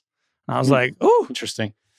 I mean, yeah, I think he is, to break character, one of the hardest ones for me to evaluate this year, I think, because I can see both sides He's of it pretty very electric clearly. with the ball in his hands. Yeah. Like he's awesome at slot fades. Like they can't hang with him when he's running a slot fade. Things like that, where I'm like, man, this could be really special. But then, I don't know, there's just a lot of alarm bells going off with the other stuff that I kind of just, I don't know where to land on. Screw it, do it. I think Egbuka, I think Emeka Egbuka is the example of a player I would so much rather have on my real life team than my fantasy team. And Luther Burden is like the epitome of, I'd rather have him on my fantasy team than my real life team. The upside, yeah. Yeah, I don't want to deal with whatever he's going to do to my locker room, but I would like to watch Luther Burden play football. Okay, next guy. Jaylin Noel, Iowa State. 5'10", 194 pounds. 4 years at Iowa State, 1,200 yards, 8 touchdowns last season. Big year. DK or Heifetz. You want to talk up or talk down, Jaylin Noel? I don't know. I couldn't care. Okay. He's agnostic. We're getting down there. It's heads. Tell me why Jaylin Noel should be a first-round pick. I actually, I'm stealing this from Matt Harmon, who does great work at Reception Perception. He said, what if Christian Kirk could block? And I thought that was like a really good analysis of just like, I think there's questions about Jaylin Noel of just like size, but I'm like, it's one of those things where you go through it, you're like, wait, so he could play football. And it's like, you go down the scouting report, you're like, so he's quick and speed, like as in he has long speed, but he also has the quickness underneath. Like sometimes they're like quicker than fast. No, he's quick and fast. He's actually a good route runner. He can track the ball. He can return punts pretty well, which is generally like a good indicator of like, you're going to have like a future at the very least as a slot receiver. And he blocks. And then like, this was great. Like DK in your draft guide, Jaylin Noel had 8 catches of 50 yards or more of the past 2 seasons, the third most in the FBS. So you're looking at him like, so what? Teams are just afraid that he's like small. Like this is just, he can play. Well, tell me, DK, what's the downside? He's small. He has short arms, small hands, small catch radius. I think that's the starter. He's a slot only type of player. He's probably not going to be playing on the outside. So I think that caps your upside a little bit. And there are times where his play strength was an issue. He doesn't break very many tackles. He's not as good runner after the catch as you'd think he'd be with that speed and acceleration. But for some reason, he just doesn't break a lot of tackles, get a lot of yak. But I think those are all sort of just quibbles. Those are the reasons he'll probably be a second rounder and not a first rounder. I still think he's going to be a productive player in the NFL. The comp that I love for him is Tyler Lockett. Just smooth speed. Just a guy who can separate easily, get downfield, create big plays. He's just going to dive at the defender's knees. As soon as he catches. That's true. Like in terms of the lack of yak ability is perfect for Tyler Lockett, especially it's late not that career he Tyler. Can't break tackles. He just doesn't want to. He just chooses not to. He's like, there's diminishing returns with picking up yards here. Yeah. Odds are the guy's going to tackle me. I'll just go down. But yeah, I like Noel, Jaylin Noel. He's super explosive, and he's one of those players where the speed is very apparent on the field. He's field fast. His speed is legit. He's a field tilting type of player. All right, well, let's go to his teammate, Jayden Higgins, who is kind of the opposite here. 6'4", 214 pounds, has a 6'7" wingspan. He ran a 4.47 40-yard dash, set the school record, 214 receiving yards in a game in 2023. DK, you want to talk up or talk down Jayden Higgins? Down. Well, you get to do that. It is tails. God, what is going on? I live a blessed life, Craig. All right. So for starters, I think he's big and fast, but he's a bit of a linear athlete. He's not going to snap off a ton of routes, get open really easily, especially early in his routes. He's inconsistent against zone in terms of getting. I noticed that he would like sit down in traffic or kind of get stuck in traffic and not really sit down in a spot where his quarterback can get him the football. Is that a mental thing? I think it's just kind of like an awareness thing and knowing kind of what the defense is giving you. A feel. It's almost, it's a feel. It's a knack. It's one of those things where some guys are just really naturally able to kind of sit down and sense where the defense is and get themselves in an open spot. I didn't notice that a ton with him. I also just think stylistically, body type, there's not a ton of dudes out there with his height, weight combination who are like really good, really productive. Brian Thomas would be like the absolute like dream because I think he's around that size and height, but he's kind of a unicorn. My upside comp would be like a George Pickens type of player where you're just kind of an outlier, but most of the time you see in my downside comps like Miles Boykin, super athlete, huge frame, just couldn't separate, couldn't get open. Yeah. Hakeem Butler, another former Iowa State guy who people loved. I loved him coming out, and I'm kind of like, maybe did I learn my lesson with tall, fast guys who can't get open, who can't separate? And the other thing I'll mention here, and you mentioned Matt Harmon, Heifetz, his reception perception, like when he charted Jayden Higgins, it was really bad. So that's kind of given me the ick a little bit. Not to totally rely on that because I was already a little bit lower than I think consensus on him before that, and then I saw that and I was like, a little bit validation of what I was seeing too, but basically, yeah, just the issues getting open are concerning. He does have great size and he wins at the catch point, but you see a lot of guys that have good size speed, but don't really end up panning out at the NFL level. All right, DK has a lot of icks. What's the opposite of an ick? An ooh, a boner, an ooh, yeah, sure. Call it like it is. Heifetz, why does Jayden Higgins give you a boner? It's like Nico Collins. He's tall, he's fast, he can catch, and he can line up everywhere. What else do you want? Sorry, he's not perfect. Yeah, that's fair. Well, I mean, especially this year, there are not a lot of guys we've spoken about that have his size. I mean, it's like Tet McMillan is the only other guy with like real size. A lot of these wide receivers are like 5'10", 5'11", 6 feet. Jayden Higgins is the only guy with real size speed combination. Yeah, it's like, did you want Tet McMillan in the first round and didn't get him? Okay, cool. Take Jayden Higgins. I think there's a gray area that he could exist where in the right offense with the right quarterback, he's really good. Like he has production because the quarterback is willing to. What's the right fit for him? Like a quarterback that's willing to throw it to him, even though he's kind of got a guy on him. The guy that I kept thinking of, he's not quite the same size, but like, and this is going to sound like a negative, but Allen Lazard, when he's with Aaron Rodgers, like Rodgers just feeds him and he just trusts him. He's got a big frame. Yeah. He trusts him in the red zone. I don't know. Is that a negative? We should come up with the line. Lazard's had like a good career. Yeah, he's had a good career. If somebody said Jayden Higgins will have Allen Lazard's career, is that? I guess that's bad, right? You wouldn't want that. I mean, people are not going to like that idea. Yeah. I think. He's another Iowa State guy. Randomly, I didn't even put that connection together until just now too. But it's like Iowa State has a type. It's funny. We should like find the line of like the worst comp you'd still be okay with. Right. I think we found it with Egbuka's Gen Z Robert Woods. I think we kind of found that. Yeah, Robert Woods is right there. That's a great call. Of like, I guess you'd take it, but it's kind of pretty milquetoast. Okay, let's keep going. Elic Ayomanor, the wide receiver out of Stanford, 6'2", 206 pounds. What's the Gus Johnson? Mind your manners. This is our guy from Medicine Hat, Canada. Yeah. Shouts Medicine Hat. DK, or no, Heifetz. You want to talk up Mr. Medicine Hat or talk him down? Probably down.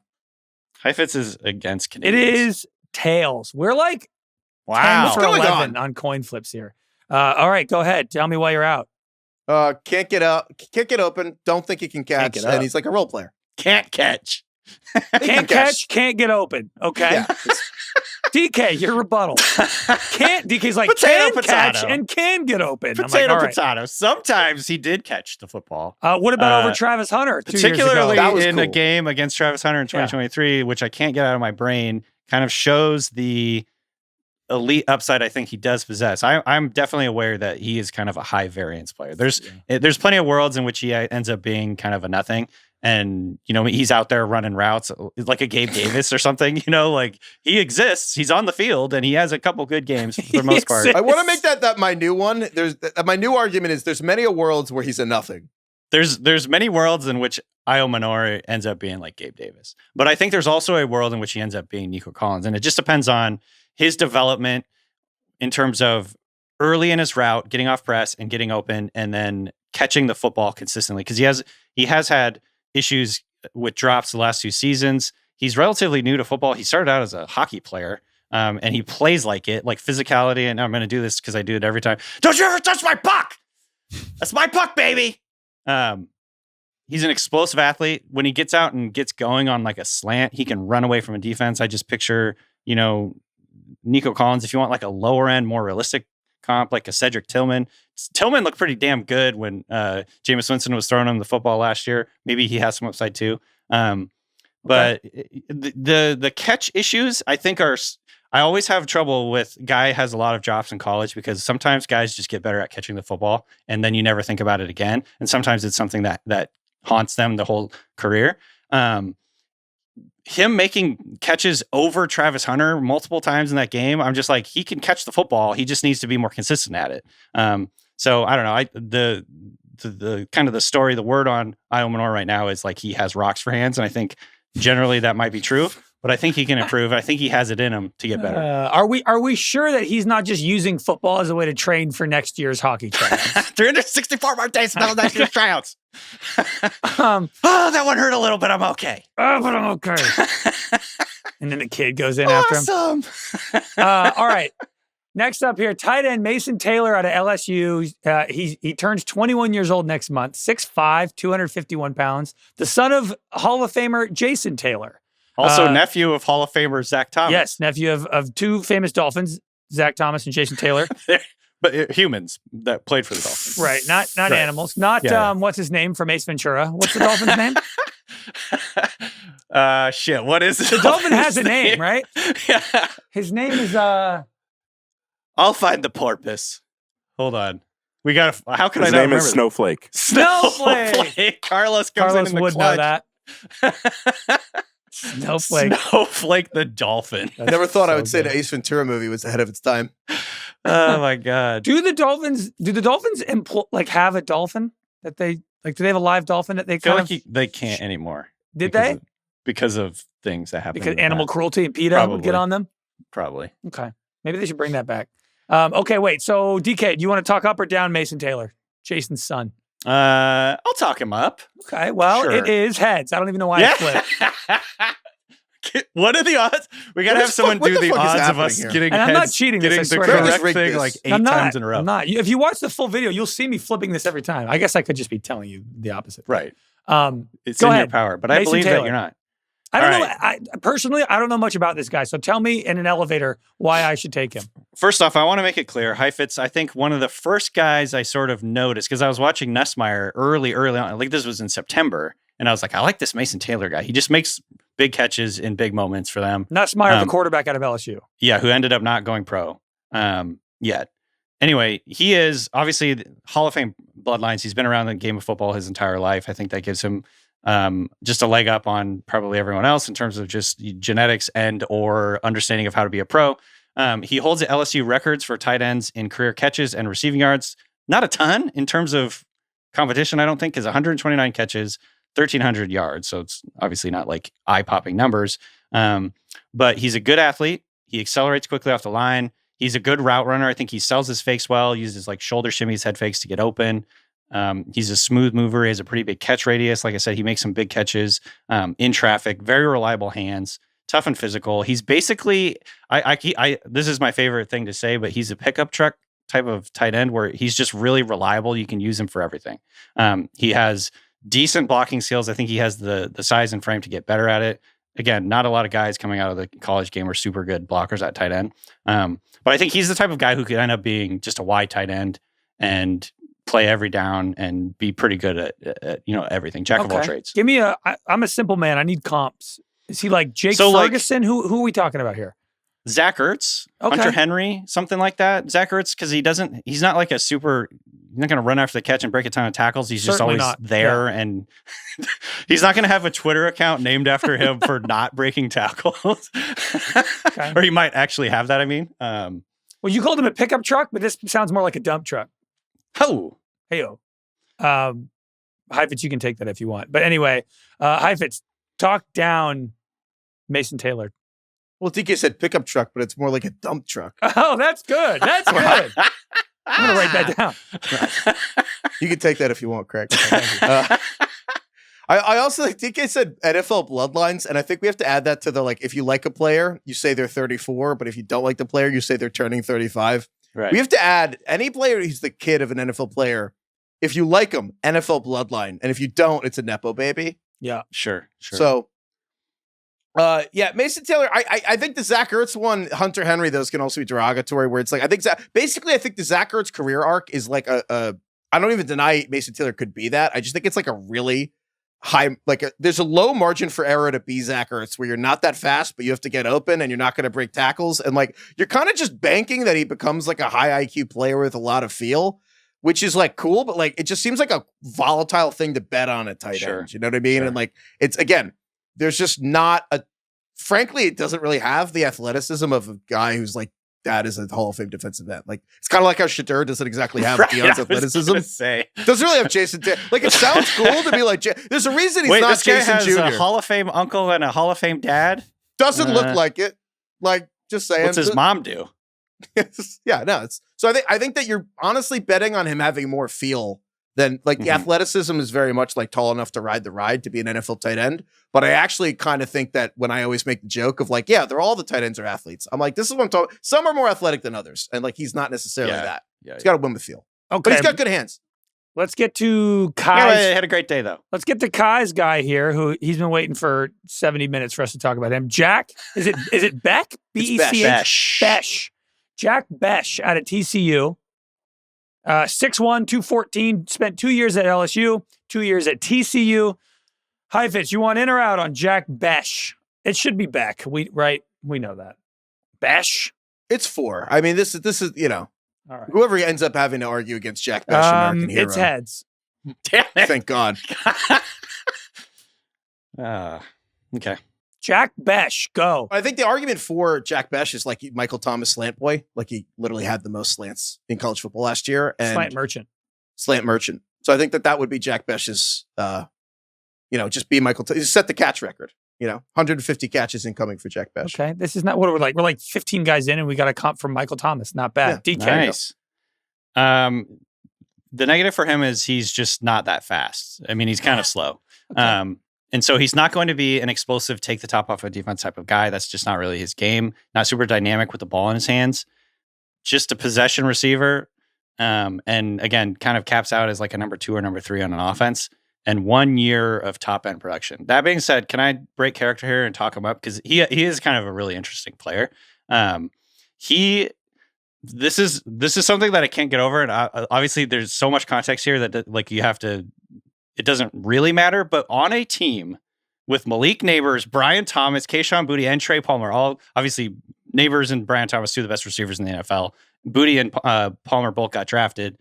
He actually led the team in receiving as a true freshman on a team with all those guys. So he's better than all of them, basically, is what I'm saying.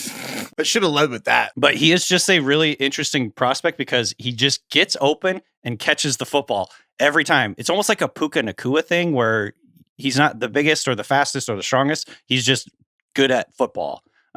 So I just kind of like him and think he's going to be a productive pass catcher. Craig, I thought like the middle range comp for him, you're going to love this. Josh Palmer. That's who I comped him to. Just a big, strong possession receiver, reliable type of guy. I think the high end would be like a Michael Thomas, Eric Decker type of player where you line them up in the slot. They're just power slot. They're winning and beating smaller, inside defenders.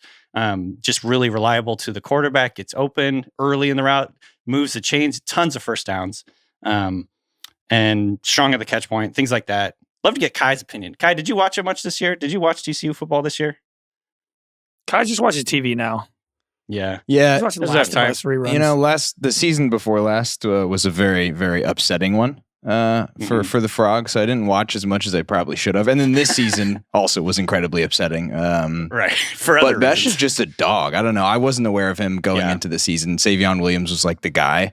And so anytime I'd turn on the game and I just like, he would just pop out for me. Like every time I'd be like, he's got something. I don't know what that means draft wise, but I was like, he was the one lone bright spot for me this year. So I'm all in on Bech. Go Frogs. Take him number 1 I think overall. that's like, I don't know. Why not? Yeah. Well, that's actually like a good summation, just generalizing of just like, he's a dog. He's out there just making catches, big time plays. And there's a lot of good comps for Jack Bech. There's, Wes Welker, Julian Edelman, Sure. Eric Decker, Cooper Kupp, right. Alec Pierce, Brandon Stokely. We can start rattling off tight ends. Just keep going. Eli Manning, anyone. Anyone you can think of. Luka Doncic.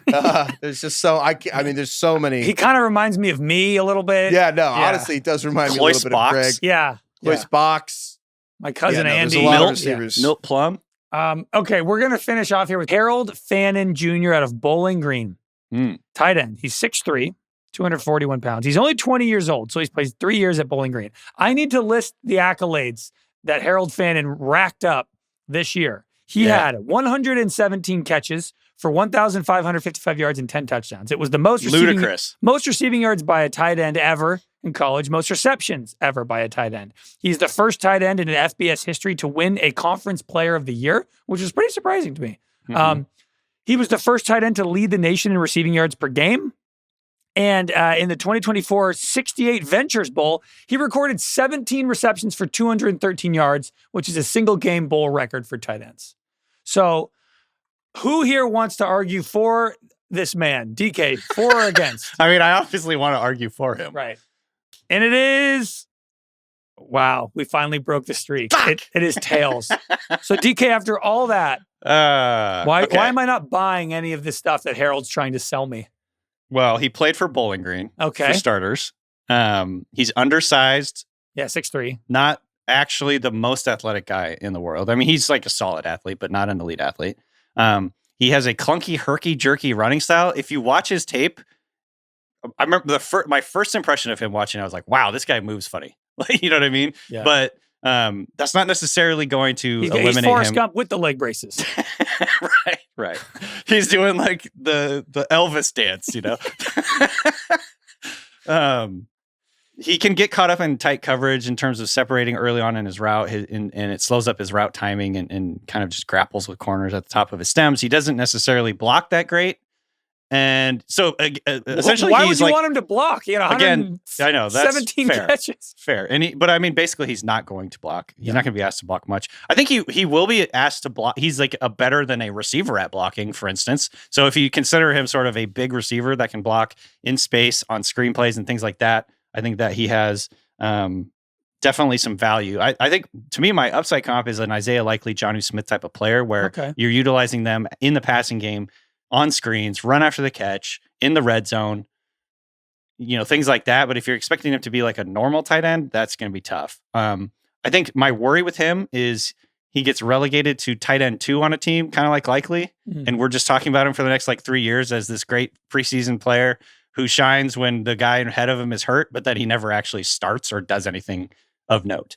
But that being said, I'm very excited about this guy. Nope, you're not allowed to do that. Yeah, I like him. He breaks a lot of tackles. Nope. He's good. Heifetz, why is he a Hall of Famer? DK couldn't even get through the shit talking him without talking about how good he is. I mean, that's a good start. I mean, no, just to reiterate, most receiving yards by a tight end in a season. Yeah, he led college football in receiving, like, including receivers, all players. Like he just literally like that's wild. First tight end in FBS history. Conference play. Like it's actually like just all these things are absolutely preposterous. And again, you go to more advanced stuff like the highest graded tight end on Pro Football Focus this year. Like I think to DK, the last thing DK said was as he was complimenting, but like most missed tackles forced of any tight end. Like he forced 34 missed tackles, which is crazy. Well, so if he runs weird and he's herky jerky, why is he so good at evading tackles? He's like Marshawn Lynch, bull-legged, duck-footed, and so he's really quick laterally. He can change direction. Crab walk. He does the exact same thing, which I love about Isaiah Likely, which is Isaiah Likely catches the football, squares up his defender like he's playing basketball, and beats him off the dribble. You know what I mean? Like he has he shakes him. He does the Penny Hardaway killer crossover or whatever. He's so good at just squaring up a defender and beating him off the dribble. He's not super fast, but he's quick. And, you know, he makes a lot of, it's not broken tackles, it's missed tackles forced. And I think that's kind of an interesting way to put it because he's like basically avoiding guys. It's cool. Why? So he'll be like what round is he going to go in? I think I would guess fourth because I think it's the double-edged sword of the small school, small guy. Yeah, 6'3", yeah. So, like, I just think that is going to be penalizing for him. But then the fan base that gets him is going to freak out. Like, if your team drafts Harold Fannin, you're going to flip and just watch highlights of him all day. Okay. Just don't let the Ravens draft him and put him at tight end 3. Sick of the Ravens. He's sick of the Ravens or he's sick of Mark Andrews? I think you're sick of Mark Andrews. Live. Free Isaiah Likely. All right, that's it. That concludes our wide receiver coin flip challenge. We did it. Thank you, Mary. As always, Doctor. She was good to us today. As always. Somebody do the math on getting 10 straight, like correct or not. Like it's not. I don't think the math's very hard. It's 50%. You know, 10 in a row. No, it's just. What are the odds of doing it 10 in a row? Isn't it? Oh, I might be stupid, but sure the math's not that hard. Is it still 50%? No. What? 50%? No way. It's 50%. The odds of any amount. I thought that's what Heifetz was saying. Well, no, it's everything is 50%, and then you just multiply it. Yeah. Is it 2 to the 10th power? No way. Or Yeah. is it? Well, because any individual order has the same thing. It's just weird when it's 10 in a row. Yeah, I believe it's 2 to the 10th power. They all have the same odds. Yeah, you're asking the wrong person. It's 2 to the 10th, right? Which is like 1,000 to 1. So anyway, so Craig cheated. I didn't. I swear. Well, the Scout's odds are honor. overwhelming. All right. What you want to do? Emails? You want to talk Masters? Masters real quick, just because I want to tell you guys that when Rory when we thought he was going to blow it the 6th time on 18, when Rory has that fairway shot and he puts the gap wedge into the bunker. My dad calls me and it's like, I would have put that on the green. You know what's funny about that? You texted us that, and there's something funny about him calling you to say that and not just texting. That's such a big difference because like that. What happened was he called my brother. I want to hit that. He called my brother, and my brother called me and be like, "You got to hear this." That's actually. Do you? I feel like he does that every week. Isn't that like the whole story with your dad? Is your dad a good golfer? He is a good golfer. Okay. He might actually have probably actually would have done put it on the green. But I just, no. What do you say to that? Your dad just doesn't feel pressure. Do you placate him, or do you kind of go back at him? He's won tournaments. That one I actually kind of think he would have. So, but when he calls and he's like, I would have put that on the green. Are you like, you would have, Dad? You're right. That one, you're like, I have no way of proving that you wouldn't. I got bigger battles to fight. He still thinks that he discovered Joe Burrow because he watched the fucking college football playoffs. So he discovered Jayden Daniels because he saw him handed the Heisman Trophy. Can you have your dad build his top 10 favorite players of the 2024 draft? 2025 draft? We should do that. That's actually a fucking great idea. Do it. Yeah, what if before the draft? To be clear. DK, it sounds like you didn't watch the Masters, but then you sent me like 6 golf memes after. So you did consume it in some way. That's kind of like, that is my thing. I consume things via Twitter or You're what's Blue wrong Sky with this or Instagram. Country. Yeah. Thank you. I have a family, which I don't get to see that much at this time of year. So I was hanging out with too many memes. Well, that's true. That's fair. No, it was like I for some reason the algorithm after I sent one golf thing to you guys, it was just pure golf for the next like 4 hours. Yeah.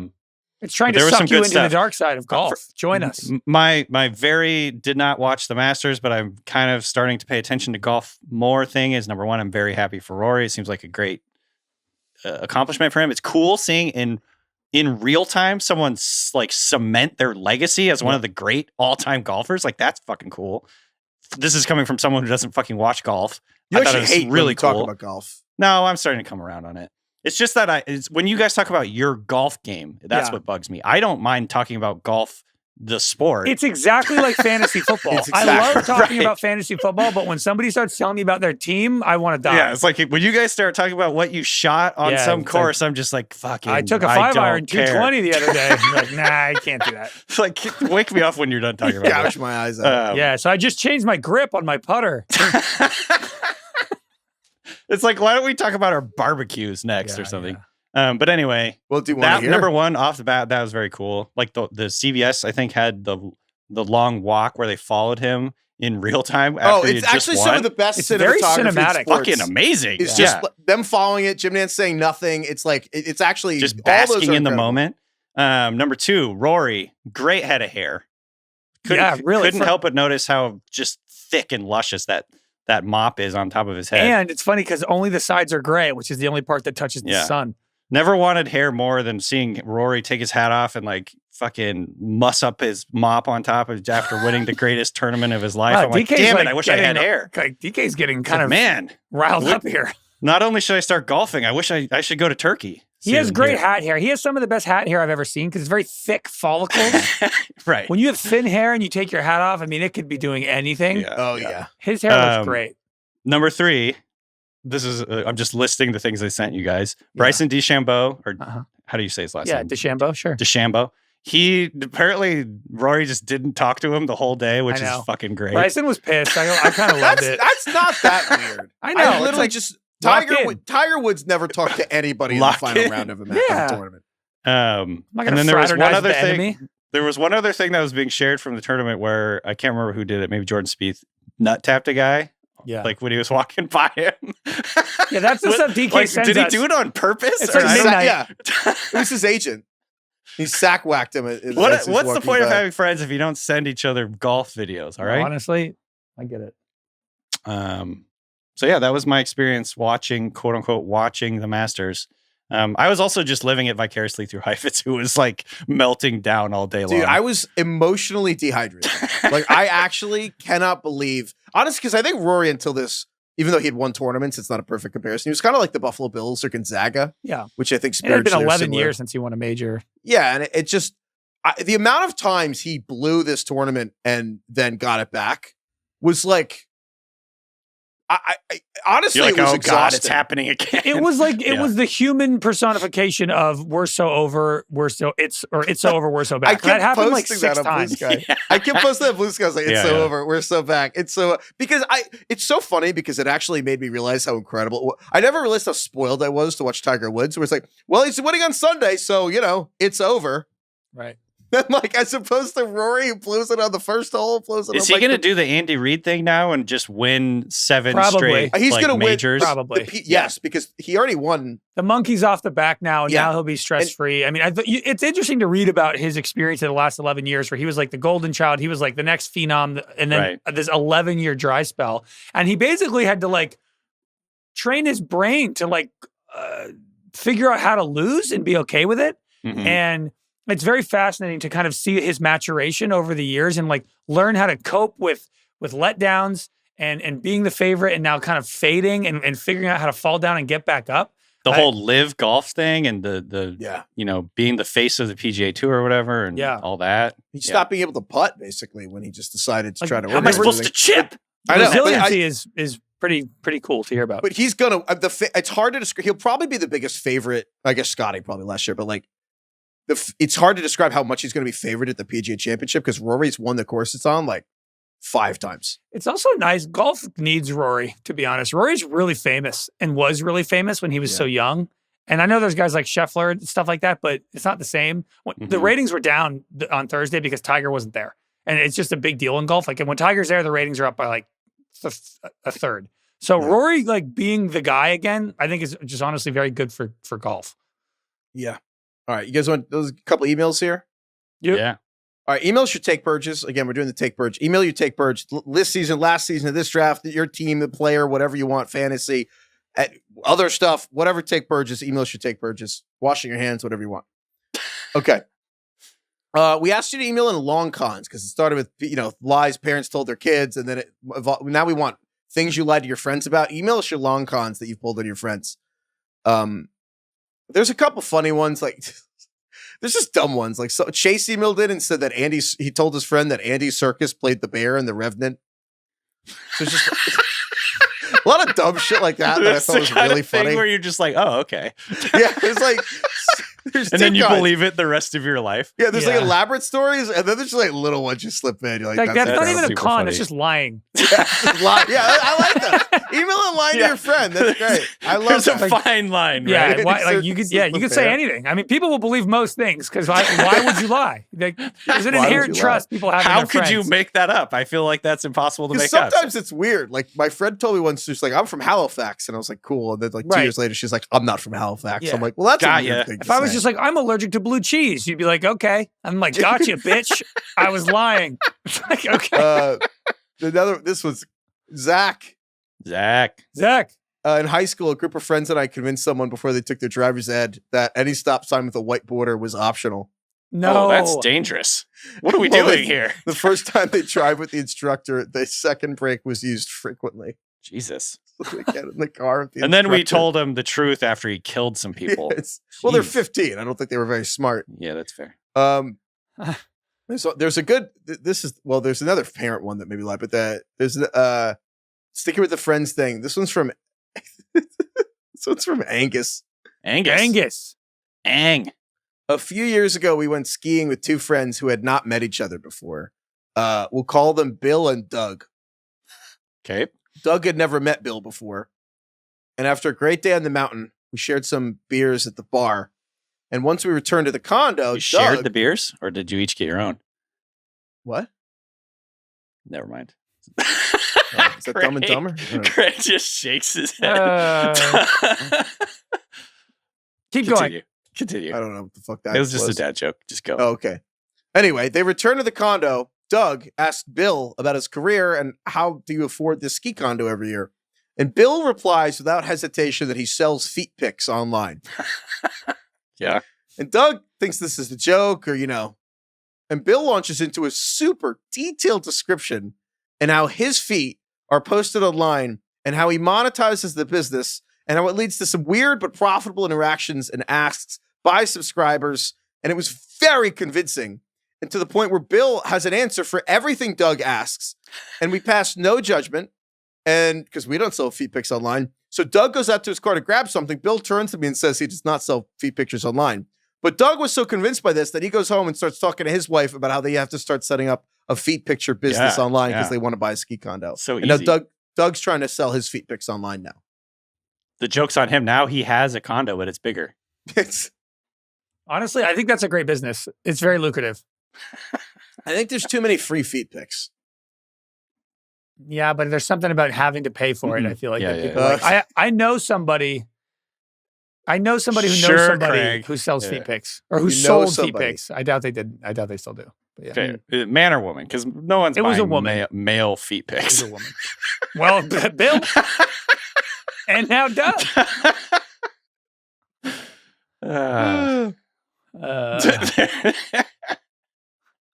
This is another I funny find one. male feet rather gross. I honestly find all feet Yeah, kind of you gross. They're like hobbit feet. That's awful. Craig, hot take. Hot take. I don't know. Hot Clearly, take, people like Horlbeck. them. Correct. That might be a hot take. Some people really like them. I don't care for men's feet. This was another good one. This is just lying to parents lying to kids again. This is a funny one. Someone emailed, there's just a meme going around, but someone was like, my parents used to tell my brother and I that we had another brother who turned into a mushroom because he never took a bath. And then Oh, they added jeez. pictures of this mushroom to the family album. Oh my god. So like scroll through, there's just pictures of this one mushroom in their yard. And they're like, that's your brother. Got to take a bath. Jesus. So I thought was incredible. People have What's- some morbid. I know what's jokes sad here. about that is that kid will find out that I guess he'll be like, oh, I guess my brother didn't turn into a mushroom. That's good. But then he'll learn he just never had a brother. So I don't even know if that's better. Oh my God. A lot of people shout out Andrew and everyone who sent us this, that the Licking Hole Creek Brewery in Goochland is Oh, open yeah. again. So I think I mentioned Licking that. but Hole Creek. Licking Hole Creek Brewery officially open. Shout out Licking Hole Creek Christ. Brewery. And wait, where is it? What city is it in? It's by where Tyler Warren's from. Mechanicsville. It's by Goochland. Okay. Goochland. Goochland. Land of the Gooch. I'm going to a wedding in Virginia in Gooch- September. Should I try to Goochland. go to this brewery? Yes. Go, yeah. Get a t-shirt? Licking Hole Creek. Great. I just want to shout out, you guys made fun of me for saying Waffle House was like the pinnacle of American culture. Mhm. And I went, and a lot of people, thank you to people who emailed me. I'm not going to even give it any more opinions. I'm going to just quote Anthony Bourdain from his visit to Waffle House. He did an episode with Sean Brock. He went to Waffle House. Sean Brock's like this I Michelin think I star watched chef. that one. Yeah. Anthony Wait, who Bourdain. is Sean Brock? I think he's a Michelin star chef. Okay. There's an episode of Chef's Table about I it remember. I sometimes. remember this Bourdain. episode. Bourdain says, no matter how blitzed you are or how normal you are, it's beyond Waffle House is beyond a magical spiritual place, an irony-free zone where everything is beautiful and nothing hurts. Its Irony-free warm, zone. yellow glow is a beacon of hope and salvation, inviting the hungry, the lost, the seriously hammered to come inside. And then he compares it to being better than the French Laundry, which is the best restaurant in America. Yeah. I like him saying everything is beautiful and nothing hurts. He really did have a way with words. What did he say about Denny's? I mean, you could pretty much Denny's is insert not Denny's the same. into That's that, Craig. you don't get it. We have to go to Waffle House next time. You don't I'm get not it. saying they're the same. I was just saying DK was defending Denny's and loves Denny's. Also, did we say that Waffle House sucks? I just No. had never been there. I've never been there either. No, okay. I mean, I'm willing to go there. I said IHOP's pancakes are mid, and I stand by that. I actually didn't disagree that the food is fine. That's It's the, being it's the polite. ambiance. It's an irony-free zone, There Craig. was a Denny's across the street from that ringer. Maybe office, and I like never Denny's went. because it's ironic. Okay, I guess I can get behind that. Okay. Hipster. Also, by the way, wanted to point this out since you guys were really mean about my pronunciation of Colorado. Yeah. Yeah. It's Over Colorado. the weekend, a lot of people were like, A lot of people said it's Colorado. For the record, I checked with Lindsey Jones, who grew up and currently lives in, I don't know, in Colorado somewhere, Denver, and locals say Colorado. End of story.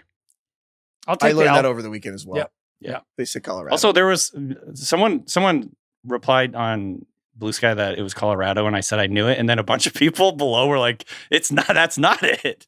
And then I was very confused. So it's good to hear that. I the feel like locals- you on air when you said Colorado, you just kind of accidentally said that and then ended up being correct. Is that actually how No, you no, say no. it every That's time? I how feel I like he say hasn't it. said that. We've been in the show 6 years. I know, He's I'm never saying- said that before. Yeah, that's how I agree. say it. I would love to go back and check. I fucking dare you. No, that's how I say it. Every time we've been talking about Shedeur and Travis Hunter, you've been saying Colorado? Yeah, I think so. Okay. That's like how I say it. But then you guys started getting in my head, and I was like, I don't know how the correct way to say it is. Okay. You started. It's basically gaslighting me a exactly the little. same. Colorado and Colorado. Where It's is like a the quarter inch closest off. Waffle House to me right now? Craig's done with You this. probably like Texas. Or they probably have something in Arizona. Oh, you know the Waffle House Index, right? Like they check hurricanes, like how much infrastructure has been destroyed or is rebuilt based on whether Waffle Houses are open. What do you mean? I don't get it. Because Waffle Houses are 24/7. So after a hurricane, the Waffle House Index is like the government actually uses like how many Waffle Houses are open is actually a really good proxy for damage to an area. Because if Waffle Houses are closed, then like society's not ready to live. Like you can't like have a civilization if there's no Waffle Houses there. It appears as though there are Waffle Houses in Arizona. Kind of nailed that. 18 of them. We should go. Wait. Which state do you think has the most Waffle Houses? I would think it. One by far has the most, more than double any other state. Georgia.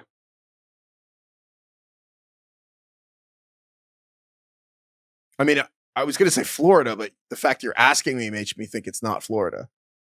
What's your pick? What's your guess?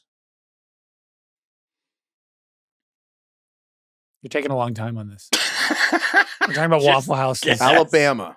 It is Georgia. Congrats, DK. Fuck yeah. 381 in Georgia. Jesus. 2 in New Yeah, Mexico. I should have said Georgia. What was I thinking? Yo, I could go to that Arizona one. I got to go. Dumb guess. That'll be our next road trip. When you guys are in LA, I'm going to drive you to Arizona to a Waffle House. I just lost all my street cred. It's okay. Saying Alabama. You Stupid. had a lot of Waffle House street cred there. Oh, please. A lot of accumulated Waffle House cred. Yeah. All right. Thank you, DK. Thank you, Craig. Thank you for listening. Email us your take purges. Email us long cons. Just lies you tell your friends that they believe. Ongoing is The the best. feet thing was good. Yeah. Thank you, Kai. Thank you, Carlos. Thank you, Austin. Thank you, everyone, for listening. Thank you, Lauren. Lauren. Thank you, Sammy Davis Jr. Oh, rat bag. Oh, cool. Wow. Sure. Damn. Yeah. Okay. That's cool. You guys got nothing to say about that. I'm a fan of Frank, Dean Martin, Sammy, the whole gang. I kind of know he's famous more than I know, like, what his. I feel like he's just on Christmas playlists or whatever. I Yeah, I agree. I don't. Yeah, that's my experience as well. Cool guy though. Seemed like a great time in Hollywood. Wait, what? All right, there's a lot I didn't. I take it back. I don't think I knew anything. I didn't know. I feel a like lot there of was some stuff going problematic on. things with the Rat Pack. Well, I don't Dude, think any this of them were Wikipedia article's particularly crazy. the best guys, but it was a different time. Wow.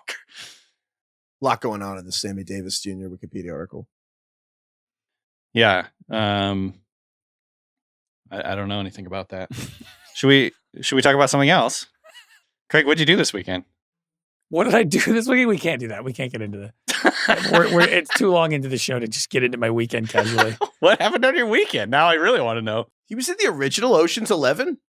All of them were. Wasn't that the whole thing? Wasn't it Frank and Dean Martin and I think I watched that, but I was so young. I don't think I realized that that's who they were. Peter Lawford? Yeah. They're apparently making a Ocean's prequel starring Margot Robbie and Ryan Gosling as Danny Ocean's parents who taught Danny Ocean how to be a thief and a criminal in like the 60s. Oh, yeah. Cool. That sounds Kinda cool like to me. that. Yeah. I would Who's watch going to that. direct? Who cares, It's IP. Just crank it out. All right. Goodbye, everyone.